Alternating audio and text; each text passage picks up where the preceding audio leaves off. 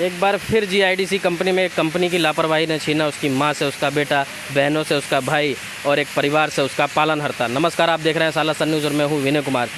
अभी हम उपस्थित हैं, ये आप देख सकते हैं हमारे पीछे गजानन पेपर मिल जो कंपनी है, उसमें आज सुबह की एक घटना, एक 22 वर्षीय युवक जो कि करंट लगने से मृत्यु हो गई उसकी। कहीं ना कहीं ये कंपनी की लापरवाही। मिली जानकारी के अनुसार बताया गया कि 3-4 दिनों से हल्का हल्का करंट आ रहा था, उसके बावजूद भी कंपनी ने किसी भी प्रकार की सुविधा उपलब्ध नहीं की।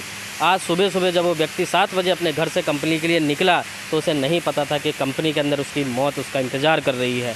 सुबह 7 बजे वो व्यक्ति कंपनी के अंदर आया और 7:30 बजे 8 बजे उसकी मौत हो जाती है करंट लगने के वजह से।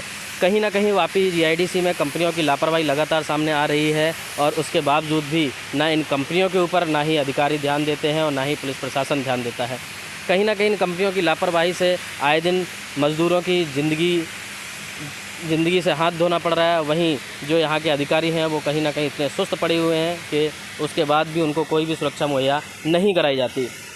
आप देख सकते हैं कि अगले ही महीने 2 दिन बचा, इस महीने को ख़त्म होने में 2 दिन बाद ही त्यौहार आने वाला है, रक्षाबंधन।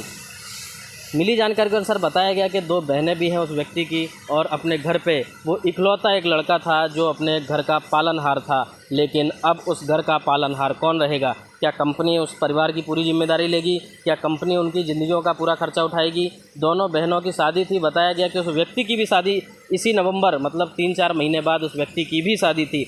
अब उस व्यक्ति के घर का रखवाला कौन बनेगा? क्या उस व्यक्ति के घर वालों को कोई खाना देगा? नहीं। कहीं ना कहीं कंपनियां इतनी लापरवाही करती जा रही हैं, कोई सुरक्षा किसी भी प्रकार की नहीं रहती और कहीं ना कहीं मज़दूर को अपनी ज़िंदगी से हाथ धोना पड़ता है। 2 जवान बहनें हैं घर में, उनकी शादियां कौन कराएगा? बूढ़े माँ बाप जो कि 1500-1600 किलोमीटर दूर व्यक्ति यहाँ वापी यूपी से प्रतापगढ़ से यहाँ काम करने आया था। इस उम्मीद से माँ बाप ने भेजा था कि बेटा वहाँ से कमा कर हमको पैसा भेजेगा, घर का खर्चा चलेगा, और उसकी शादी भी तय हो चुकी थी। बताया गया है कि नवंबर महीने में उसकी शादी भी थी। अब आप समझ सकते हैं कि उस घर में कितना मातम छाया होगा। उस घर का जो एकमात्र दिया था वो किस तरीके से बुझ चुका है।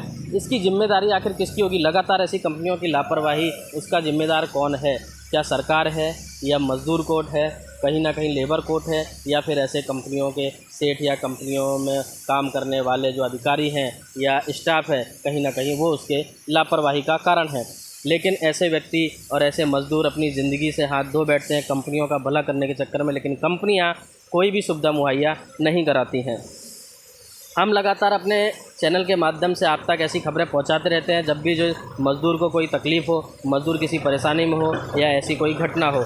जैसे कि अभी बीच में ही हमने एनआर अग्रवाल या गायत्री पेपर मिल, उससे पहले जैन जी, कई कंपनियों के बारे में आपको बताया। लगातार हमारा चैनल आप तक या जनता तक, देश तक ये आवाज़ हमेशा पहुँचाता रहता है। मज़दूरों की आवाज़ हमेशा दबाने की कोशिश की जाती है, लेकिन हम हमारे चैनल के माध्यम से हमेशा कोशिश करते हैं कि कहीं ना कहीं मज़दूर को उसका न्याय मिले। लेकिन हमारे द्वारा चलाए गए चैनल पे वीडियो जो भी चलते हैं वो ठीक है, उनके द्वारा तो जो भी उनको मुआवजा मिलना होता है मिलता ही, लेकिन कहीं ना कहीं अधिकारी को और सरकार को इसके ऊपर कड़ी से कड़ी कार्रवाई करना चाहिए और ध्यान देना चाहिए। खबरों पर नज़र बनाए रखने के लिए देखते रहिए साला सन न्यूज़। डैशबोर्ड